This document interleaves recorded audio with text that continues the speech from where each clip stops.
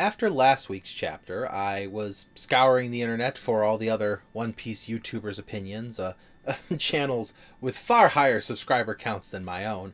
But I did find one in particular did have a theory that the giant that was chasing the Straw Hat crew was none other than Road of the New Giant Pirates. Given this information that I just said out loud, I feel like that might be spoilers for this week's chapter. Hello Internet, I am the hero of Julios once again with another One Piece chapter summary. This week's chapter is chapter 1129, Live Dolls. The chapter starts off, actually we should probably get to the art because I always forget to do that. I don't always forget to do that. I just kind of go off on tangents and then sometimes loop back to. The art this week is Otama in the, hang on, I wrote down the words, there we go, Amigasa village. Otama is training to be a proper ninja by Shinobu. Yamato's cheering her on as she does so. It's going to be a long pilgrimage for Yamato, considering we have all of Wano to go across. There's all these people that the Straw Hat crew met during their time in Wano. Not to mention, I feel like this is going to flow into an actual plot point, because if you think about it, probably timeline-wise, what is happening with Yamato right now happened during the Egghead incident. Considering, Momonosuke and Kinemon were listening to Vegapunk's message, my guess is Yamato doesn't carry a transponder snail, so probably didn't get the message, or is going to stumble upon Queen and King and Jack and the rest of the Beast Pirates as they're hearing Vegapunk's message. Whatever happens, I think this is going to catch us up to where and what Yamato and Momonosuke are going to be and doing when we reach the final arc of One Piece. So the chapter starts off confirming at least my theory that, yes, we were in a giant diorama, and it does belong to one giant who...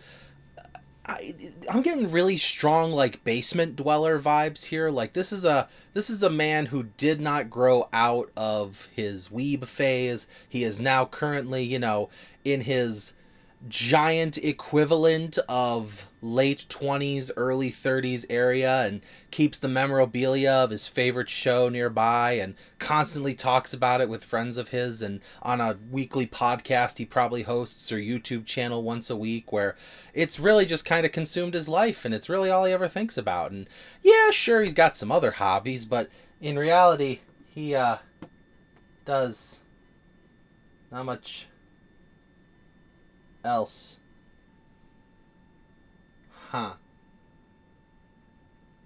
This might be my favorite giant character so far. So as the Straw Hat crew is fleeing this giant weeb, he's yelling at them. He says, "How dare you ruin my room, I mean sacred temple, and beat up all of my pets, I mean treasured guardians. I shall make you pay, for I am the sun god." The dude's really committing to the bit. But as Lord Iscat is fleeing, because, Luffy is forcing him to, he's like, "Iscat, why are you helping them?" And Iscat runs towards the big block castle, and Luffy goes, "Jump, cat!" And the cat jumps in the air, and Luffy goes, "I can tell this guy worked really hard on this. This is his Lego city. These are his Lego people. These are his pets that I ate one of his pets. Whatever. He worked really hard on this diorama, and we should do our best to not mess it up." That's a really considerate thing of Luffy.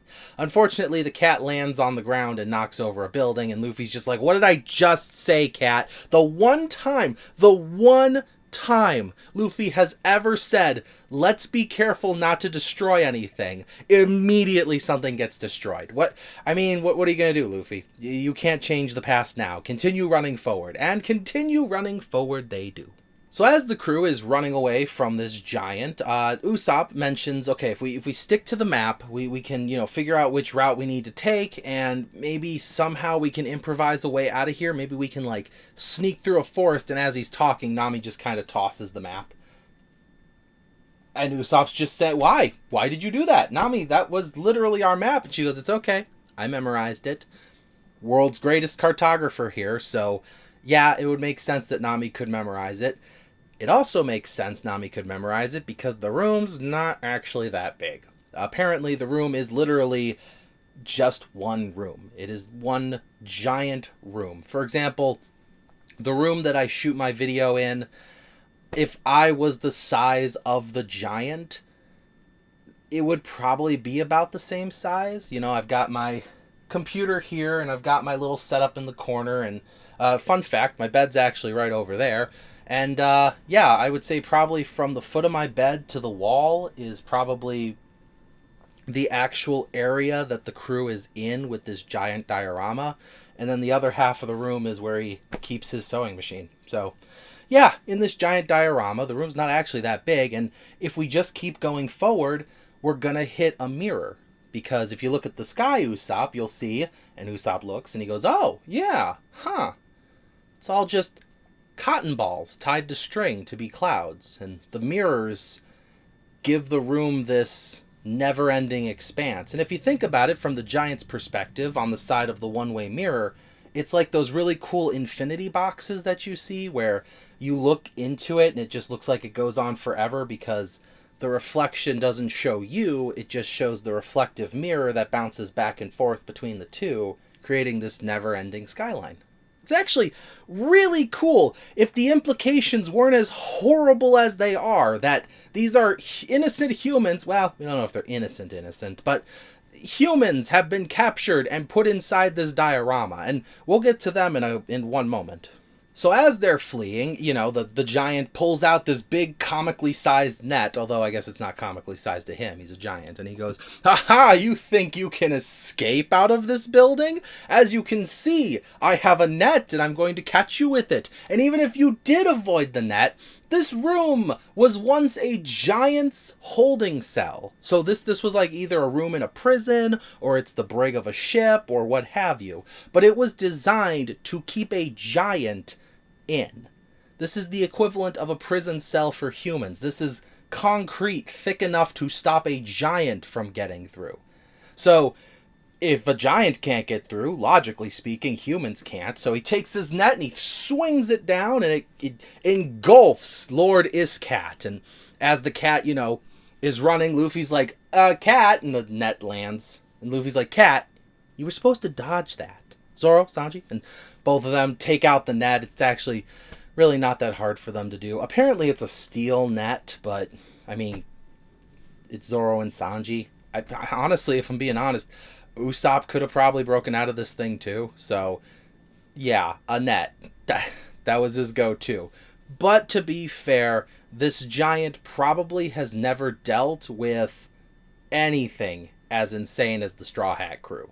So as the Straw Hats break free of this net, he sort of watches them run off and he goes, ha, fine, keep running, keep riding my cat. I can't catch up to a cat that quickly, so I'll just walk. I'll take a casual pace, and when I get there, you will have already been devoured by my mighty bunny. And they go, the humans down below, they go, yeah, hey, sun god? The ear god was eaten this morning. And I'm sorry, what?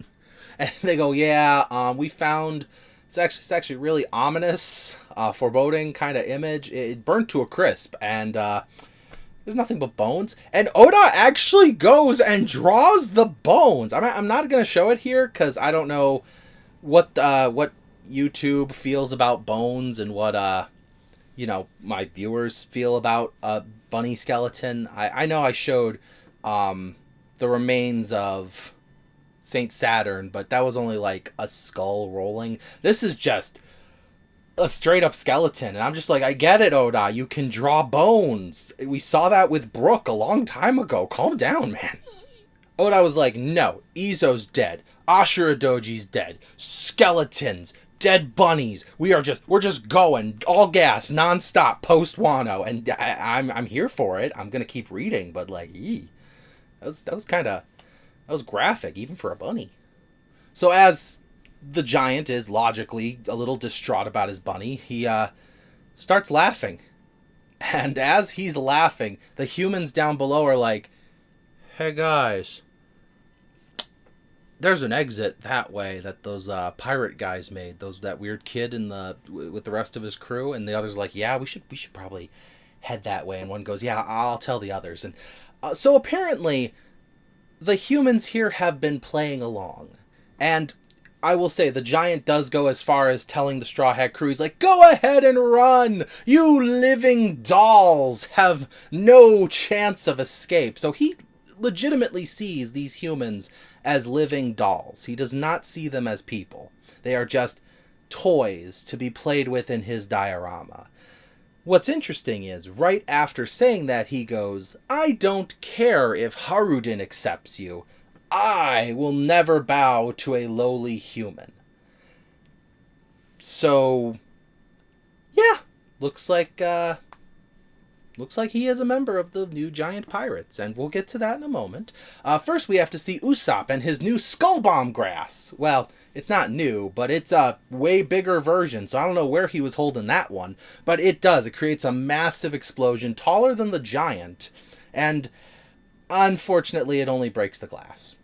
After Usopp breaks the mirror, this giant also calls out to them and calls them his ultra rare Luffy, his ultra rare Nami, his ultra rare Usopp, ultra rare Sanji, ultra rare Zoro, and I think he says ultra rare Chopper.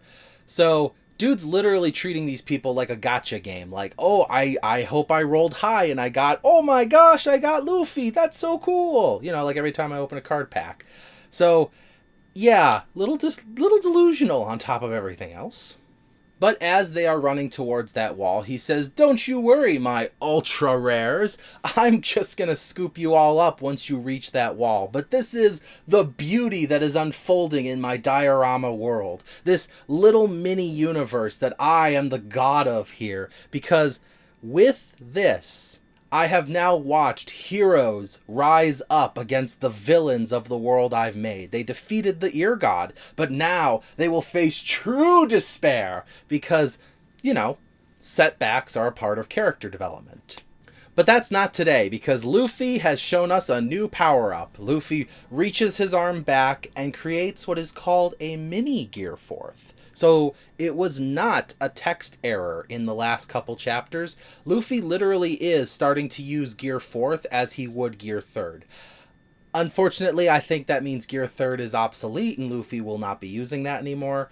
Luffy's about as fast as Gear 2nd was without using Gear 2nd, so I think this is Oda's subtle way of telling us Gear 3rd and 2nd are probably out of the picture. He might use them a couple times, and who knows, he might use them during his fight in Blackbeard, Emu, whoever the final battle is. But if Luffy's going to use Gear 4th casually now, we're probably not going to see Gear 3rd anymore.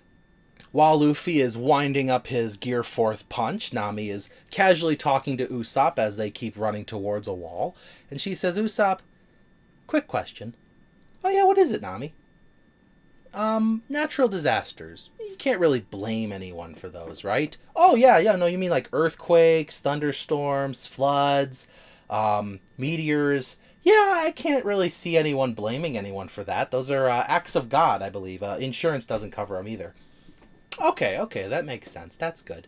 Because, I think this sun god needs to face some divine retribution. And Usopp's like, you okay? And Sanji just kind of rises up and he goes, Nami, I 100% agree with you.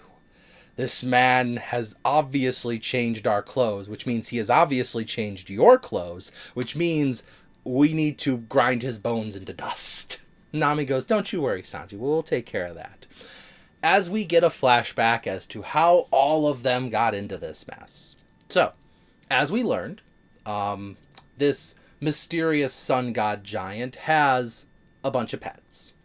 And the pets seem to do as he says. Mighty Ear God, protecting the northern border. Lord Iscat wandering around his castle. The Porcupine God, what have you. And then the guardians of his temple outside. His bird apparently found something in the ocean, and he said, oh, what is it, bird? I forget what the bird's name is. I'll put it down here if I look it up while editing. But he says, hey, what is it, bird? And the bird drops into his hands the Thousand Sunny, which the crew's going to need to find later. But while he's holding the Thousand Sunny, he says, wait a second. I know this flag. This is the Straw Hat crew. Oh, look at that. Oh. They must have gotten lost in the sleeping mists between here and Egghead. So he scoops up the crew and he's like, oh yeah, this one's Luffy. Look how small and fragile he looks. A mistake literally every giant who's ever looked at Luffy has made. And that's Nami. And I'm sitting here like, bro, she isn't even the size of your hand. What are you getting on about here? Like, this is literally a Polly Pocket to you. Calm down. But yeah, he notices they're starting to wake up and he's like, whoops, pulls out this sleeping gas and sprays them all with it. Now, I will say, if I had a nickel for every time the Straw Hat crew was knocked out by sleeping gas, we officially now have 2 nickels, which isn't a lot, but it's weird that it's happened twice. And as they go back to sleep, he says, yes, sleep, my little living dolls, because now it is my turn to be in charge. I'm not going to let any of you go. That may actually be a way creepier context I'm giving it than what it actually is, but we do see a brief flashback of him questioning Harudin's decision, because I'm going to be honest with you, if you're only a crew of 5 members, there's a little more equality in decision making there. Like, I get it, Luffy's the captain of his crew, but back when they were just the East Blue 5, there wasn't really a hierarchy here. Luffy asked Zoro to do things, but Sanji never listened to Luffy. Nami definitely didn't listen to Luffy. Usopp ran away from all of their fights in East Blue. So there wasn't really a I'm in charge and you have to listen to me yet. In fact, I you know what? I'll get to it in no, I'm going to get to it now. I actually really like the idea of Harudin learning from Luffy what it means to be a captain here. Because if Road doesn't listen to Harudin, what are the other crew members' opinions on this? Do they all share the same opinion as Road? Where, Harudin, you went to Dressrosa to get the Flame fruit. You came back and told us we were subordinates to a human. No context here. Oh, well, he saved my life from Doflamingo. Again, Captain, a human. Yeah, granted, a slightly taller human, but a human nonetheless. Like, are they all just as upset as Road? Because, I mean, think about it. If you worked for a company, and it was a company you started up with your 4 friends, and you decided by yourself that, you know, because you're the one they put in charge, because they trust you, you went to, you know, Atlanta for a moment, came back and said, hey, I met this really cool guy in Georgia, and he's going to buy the company.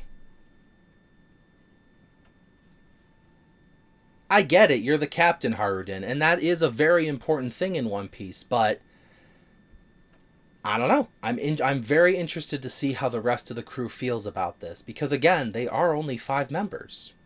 That's not enough for... And we also don't know how long they've been the new Giant Warrior Pirates. They could have been, like, they could have formed like a month ago. Well, I guess that's not exactly true, because we did see them in the flashback for Elbaf, so they were working together at that time. But were they pirates yet? Or were they just helping Saul? I guess we need a little more of a timeline on that. So anyways, as Road puts them all to sleep, and we end the flashback, Road is watching them futilely run towards the wall, completely unaware of the giant thundercloud appearing above him. And Nami turns around and says, you know what, giant pervert? Get him, Zeus! And Road looks up, and there's Zeus and just lightning bolts. Now remember, Zeus is Big Mom's soul. This is an incredible power-up for Nami that we don't get to see used very often. But Nami has the power of Charlotte Lin. Granted, a very weakened version, because I don't know how that works. Is it because Hera ate a lot of Zeus that Zeus is actually weaker? Or is that Thunderbolt the same Thunderbolt Lin is capable of?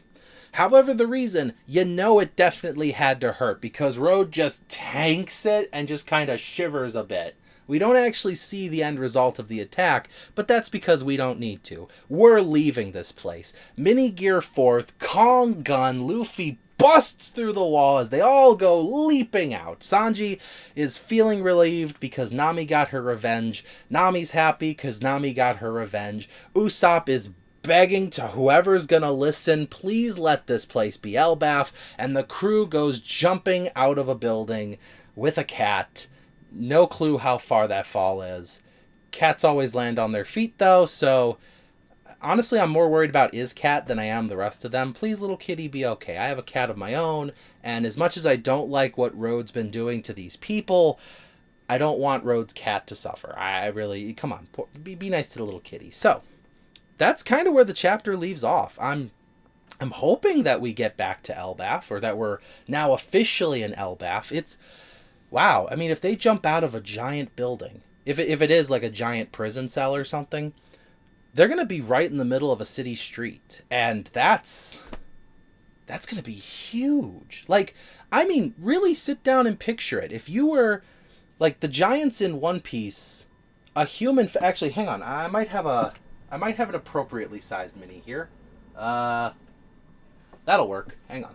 Yeah, that looks about right. So say you are this tall. Now picture someone this tall in the middle of an actual road. That's crazy. That's insane. I don't even know where to start. But that's pretty much where we're at. I don't really have much else. There's not really any theories to do here. I'm surprised the identity of the giant was so quickly found out by some and not really found out by others. I'm looking forward to meeting the rest of the giant warrior pirates and see what their opinions are on their captain's decision, because there's 5 of them, so the divide doesn't split down the middle evenly. Well, I guess that's not true. 2 members could agree, 2 members could disagree, but the 2 that agree are still with the captain on this one. Although maybe only 1 agrees with the captain. Like I said, I think this might actually be a good way for Luffy to impart wisdom, which is not something Luffy seems capable of doing. Regardless, thank you for watching as always, and I will see you in the next video. Let me know in the comments below what you think is going to happen, because I am kind of lost right now. I'm kind of hoping we go back to the rest of the crew. See what's going on with them, Dory, Broggy. Hopefully they all make it to Elbaf soon. This is the Hero of Julios, Xing out.